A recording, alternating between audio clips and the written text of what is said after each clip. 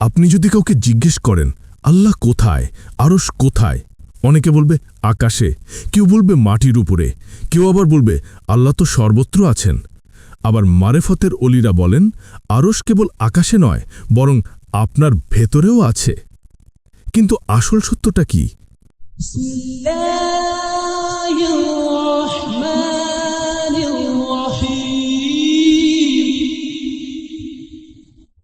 আল্লাহর আরশ কি?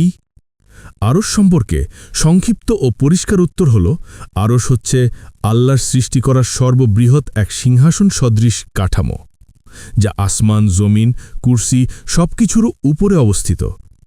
আল্লাহর আরশ কোথায়? 7 আসমানের উপরে, কুরসিরও উপরে। আর আল্লাহ কোথায়? আরশের উপরে, সর্বোচ্চ স্থানে। তবে মনে রাখতে হবে, আল্লাহর ইস্তেওয়া মানুষের বসা বা ওঠার মতো নয়। আল্লাহর সত্তা সৃষ্টির মতো নয়। আল্লাহ তাআলা বলেছেন, আরশের উপর আর রহমান প্রতিষ্ঠিত হয়েছেন। সূরা তহা 20:5। আবার আল্লাহ বলেন, যিনি আকাশমণ্ডলী ও পৃথিবী 6 দিনে সৃষ্টি করেছেন, তারপর আরশের উপর সমুন্নত হয়েছেন। সূরা হাদিদ 57:4। রাসূল সাল্লাল্লাহু আলাইহি সাল্লাম একবার এক দাসীকে জিজ্ঞেস করলেন, আল্লাহ কোথায়? সে উত্তর দিল, আকাশের ওপরে। তখন রাসূল সাল্লাল্লাহু আলাইহি সাল্লাম বললেন, তাকে মুক্তি দাও, সে মুমিন। সহিহ মুসলিম। আমরা হয়তো জানতে চাই, আল্লাহ যদি আরশের উপরে থাকেন, তবে কি তিনি দূরে আছেন? না, কারণ আল্লাহ নিজেই বলেছেন, আমি আমার বান্দার ঘাড়ের শিরার চেয়েও নিকটবর্তী। সূরা কফ 50:16। অর্থাৎ আল্লাহর আরশের উপরে, সৃষ্টির ঊর্ধ্বে, তবুও তার জ্ঞান, করুণা ও ক্ষমতা আমাদের সাথে সবসময় ঘনিষ্ঠভাবে আছে।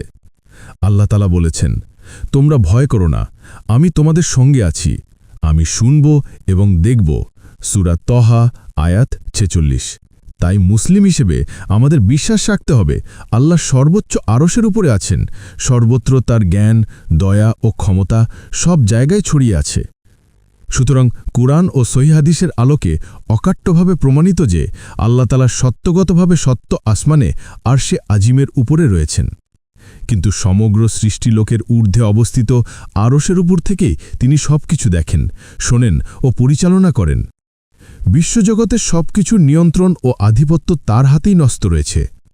কিন্তু মুমিনের হৃদয় জুড়ে রয়েছে আল্লাহর প্রতি ঈমান, বিশ্বাস, ভালোবাসা, ভয়, আস্থা ও নির্ভরতা।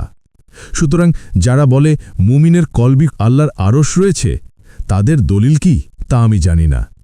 আল্লাহ তাআলা আমাদের সকল বিভ্রান্তি থেকে হেফাজত করুন।